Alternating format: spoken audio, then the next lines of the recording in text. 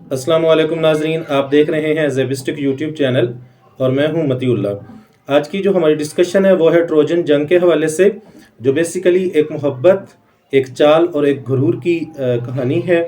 अगर वीडियो आपको इंटरेस्टिंग लगे और इन्फॉर्मेटिव लगे तो चैनल को ज़रूर सब्सक्राइब कीजिएगा। तो स्टार्ट करते हैं आज की डिस्कशन। हमारे पास जो ग्रीस है, जिसको हम अपने ज़ुबान में यूनान बोलते हैं, ठीक है। तो कदीम यूनान में चंद किस्से मशहूर थे देवी और देवताओं के हवाले से। तो उसी में से एक किस्सा ये है जो है ट्रोजन जंग के हवाले से है। वहाँ पे जो कदीम ज़माने के लोग थे यूनान के, वो कुछ देवी और देवताओं पे जो थे वो ईमान रखते थे, ठीक है। यानी आप दूसरे लफ्ज़ों में समझ लें कि मुशरिक किस्म के लोग थे जो खुदा के अलावा और लोगों को मानने वाले। वो देवी और देवताओं पे काफ़ी यकीन रखते, ठीक है। देवी या देवता मतलब किस लेवल की हस्ती या किसी को मानना, यानी खुदा के लेवल पे किसी को मानना, ठीक है। यानी एक शिरक करना। तो वो चंद लोग जो थे कदीम ज़माने के, वो उन देवी देवताओं पे बड़ा ईमान रखते थे, ठीक है। उनकी ताकत पे बड़ा ईमान रखते थे। तो उनमें एक किस्सा मशहूर था उनकी कहानियों में, जिसे हम ट्रोजन जंग बोलते हैं, ठीक है। और वो किस्सा यूं था कि एक देवता था, उसने अपनी शादी की और उस शादी पे उसने सारे बाकी देवताओं को बुलाया, ठीक है, जितनी देवी देवता थे। तो उस देवता ने उन सारे देवाओं को, जो दूसरे और थे, उन सबको भी बुलाया अपनी शादी के ऊपर, ठीक है। और एक देवी थी जिसका नाम था इरस।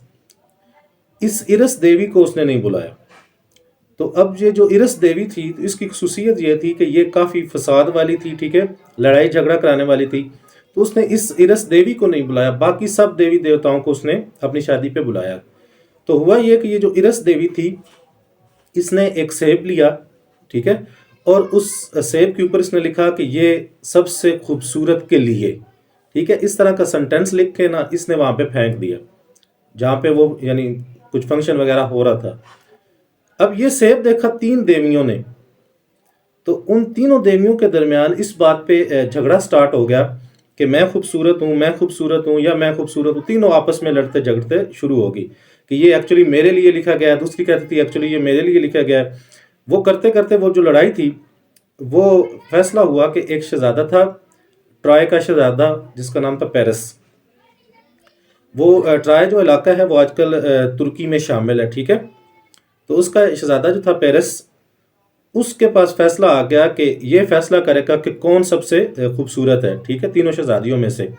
तो तीनों सॉरी देवियों में से, तो तीनों देवियों ने कोशिश की शहजादे के सामने कि मैं अपने आप को प्रूव करने के लिए कि मैं खूबसूरत हूँ, मैं खूबसूरत हूँ, ठीक है।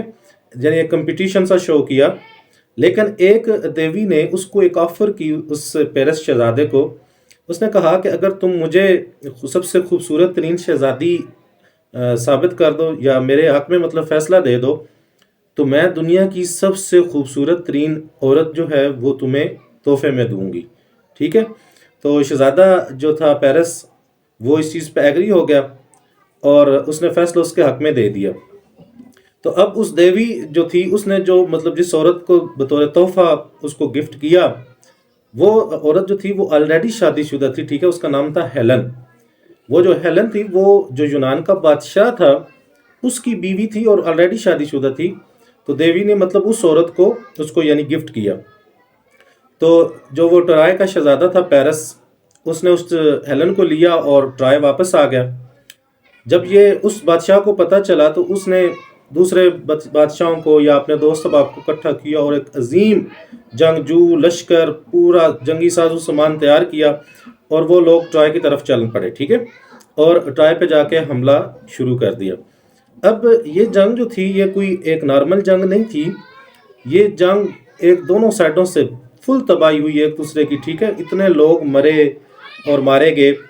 तो लेकिन ये किसी भी इख्तिताम पर ये जंग नहीं पहुंच रही थी। कम अज़ कम इसमें जो सबसे इम्पोर्टेंट बात है वो है कि 10 साल तक, 10 ईयर्स, 10 साल तक ये जंग जो है वो जारी रही और इधर एक साइड से दूसरी साइड से लोग मरते रहे और इसी तरह से एक दूसरे पे जुल्म होता रहा। तो 10 साल तक ये जंग जो थी वो जारी थी और कोई भी फ्रीक जो था वो जीत नहीं रहा था।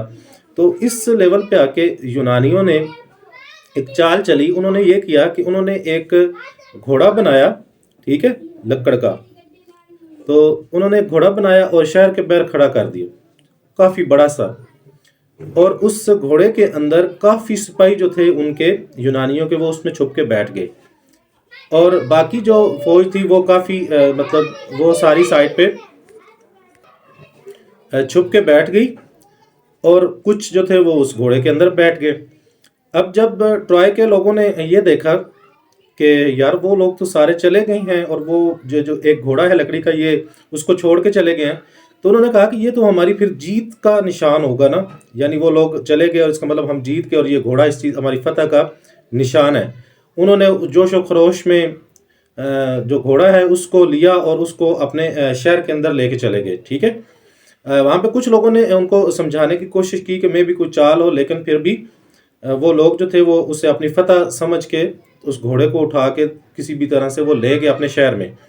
جب رات ہوئی تو رات کے اندھیرے میں یہ ہوا کہ وہ جو سپاہی اس گھوڑے کے اندر چھپے ہوئے تھے وہ رات میں نکلے، اور انہوں نے اس ٹرائے شہر کے دروازے جو تھے وہ کھول دیے، اوپن کر دیے. ٹھیک ہے، اور اوپن کرنے سے ان کی جو فوج قریب چھپی ہوئی تھی وہ ساری شہر میں داخل ہو گئی. اور پھر کیا ہوا کہ پھر آگ، چیخیں اور مار دھاڑ، اور پورا ٹرائے شہر ایسا سمجھے کہ انہوں نے تباہ و برباد کر دیا. ٹھیک ہے، تو اس طرح سے یونانیوں نے وہ ایک جو جنگ تھی وہ جیتی. اور یہ جنگ جو تھی وہ ساری ایک مطلب دھوکے سے یہ جنگ جیتی گئی، وہ ایک لکڑی کے گھوڑے کا دھوکہ دے کے. ٹھیک ہے، جس کو ہم ٹروجن جنگ کہتے ہیں. ٹھیک ہے، اور یہ ایک غرور تھا اور یہ ایک محبت کی داستان تھی. اگر ویڈیو آپ کو انٹرسٹنگ لگی ہو تو چینل کو ضرور سبسکرائب کیجئے گا. مجھے دیجیے اجازت. اللہ حافظ.